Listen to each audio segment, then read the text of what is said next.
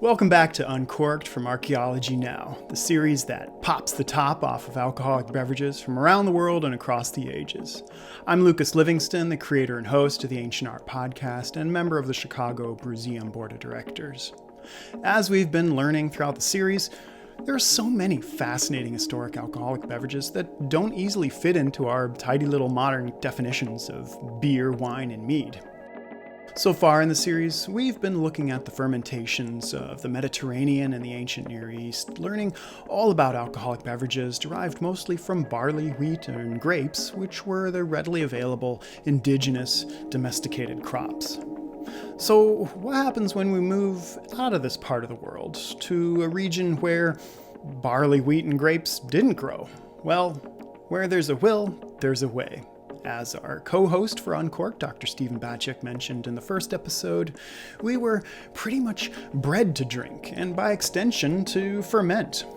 Just about everywhere on Earth where humans have settled, we can find unique cultural traditions of fermentation derived from indigenous staple starch and sugar sources.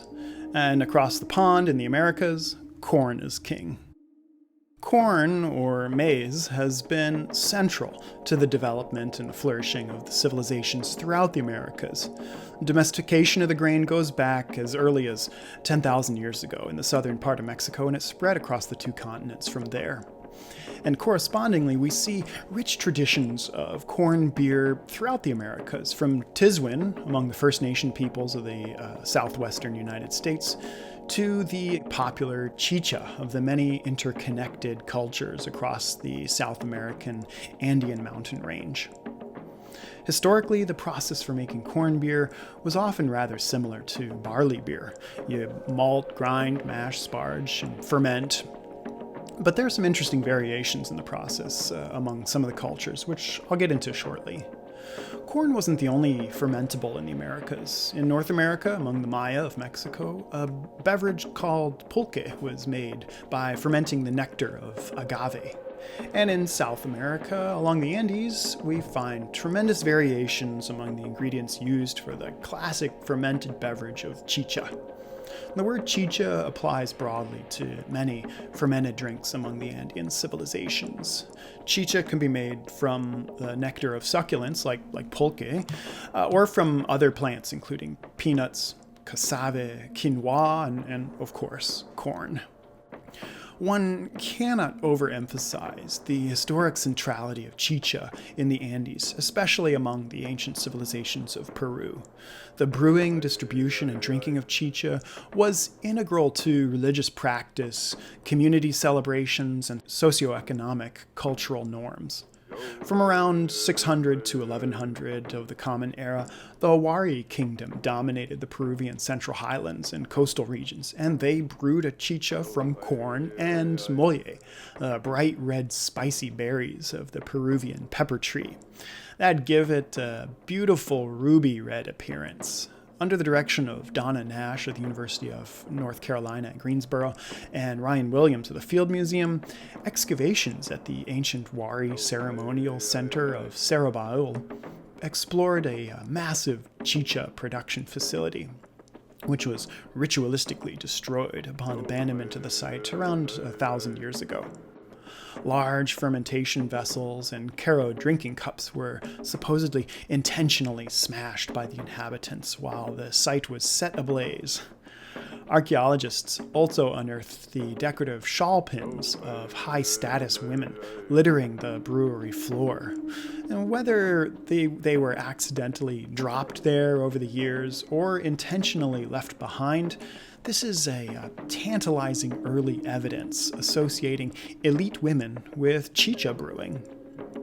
And half a millennium later, Spanish accounts of the Incan Empire vividly describe master women brewers and weavers. The Acala, or the chosen women of the Incan Empire, they were selected from a very youthful age as tribute to the state to become priestesses and wives, and to serve as expert artisans, cooks, and chicha brewers.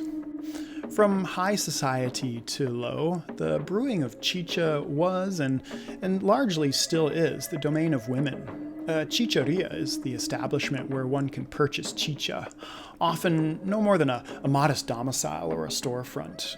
When a fresh batch of chicha is ready to be consumed, one would customarily mount a long pole above the door, topped with a bouquet of fresh red flowers as a sign for all to see. In modern times, the bouquet is often replaced with a red plastic bag, but the intention is no less sincere. I mentioned earlier that there are some interesting variations in the process for making chicha. One of these is the process of mastication, which is a fancy word for chewing.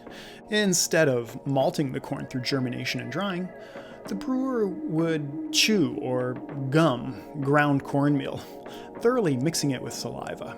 And then this moistened grain is used in the mash. And the mastication process is not unique to Peruvian chicha. It's an ancient technique found sporadically around the world. Enzymes in our saliva, they activate the conversion of starch into sugar, which is fundamentally the same result of malting. And just further evidence that the human species is born and bred to drink. Now, I know what you're thinking, saliva? Yuck, but perhaps it's comforting to know that even a modest level of alcoholic fermentation is sufficient to kill most harmful pathogens. I already mentioned that chicha was integral to the socio-economic cultural norms. An intricate system of social reciprocity was the backbone of the Andean economy, particularly during the Incan period. What I mean is a kind of formalized reciprocal labor exchange within a community and across the Incan Empire. Someone would put out a call to the community to come together for an organized effort, then afterwards the host was obliged to throw a feast with a raging chicha kegger. Think of an Amish barn raising, plus a lot of chicha. Or maybe a more formalized version of, when your buddies come over to help you move with the promise of beer and pizza.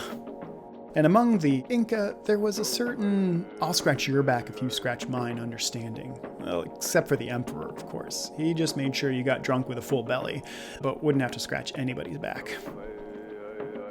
Now, when it came to drinking, the caro was the vessel of choice. Like the raiton in the Mediterranean and the ancient Near East, the caro vessel type was used for centuries across multiple South American civilizations. They could be pretty plain or elaborately decorated, made from all varieties of material. The golden caro vessels were reserved for the Incan rulers, who were believed to have descended from the sun god, Inti, who was associated with gold. Another popular type of vessel was the urpu, or often called an erybolos. Now, erybolos, that's a Greek term applied by Eurocentric scholars to this type of Incan vessel, simply due to its resemblance to the ancient Greek erybolos vessel. Regrettably, this Greek word continues to dominate most of the scholarship on Incan culture. The urpu, as I'm going to call it, the urpu is a large bulbous container with a long, slender neck used for fermenting, storage, and transportation. The tip on the bottom is ideally designed to pierce into the soft earth or sand, and the round base keeps it simple to tilt over and pour out the contents. The large handles on the side, they're not really ideal for lifting. They're typically below the center of gravity. They were actually designed as rope holes for transportation. This awesome little figurine perfectly demonstrates it. Here, the brewer, or maybe her sturdy daughter or granddaughter, she would lash a rope through the handles and above that little knob on the urpu's neck, and then laboriously lug the jar on her back. As an aside, this figurine's actually a ceremonial libation vessel. You pour the liquid into the urpu on her back and it runs out through the spout at her feet. Urpus are often decorated with simple geometric motifs, stripes, checkers, and chevrons. Interestingly, Peruvian textiles exhibit very similar patterns. There's a fascinating interweaving of Peruvian textiles and ceramics. Both arts were commonly produced by women, along with the brewing of chicha. Sometimes the decorative patterns were imposed by the Incan elite who commissioned the pieces, but other times the decoration was individualized to identify the person or the community that made the objects, and likewise to indicate who the chicha brewer was. I love that. Maybe I'm being a little tongue-in-cheek here, but it's almost like the first beer swag, a poncho with the pattern of your favorite brewer. Looking back at the small figurine of the woman carrying the urpu, you can see that she's doing double duty, lugging the huge chicha vessel while nursing her child. The intimacy of these objects. A ceremonial vessel in the shape of a woman nursing her child. Textiles and jars branded with the identities of the artists or their communities. Maybe this helps us see past the centuries separating us from them, and we get to know them less as a them and more as an us. And to that, I'll cheers to Chicha with Chicha. I'm Lucas Livingston. Thanks for tuning in to another episode of Uncorked. Be sure to subscribe on YouTube and check out all the other great videos from Archaeology now.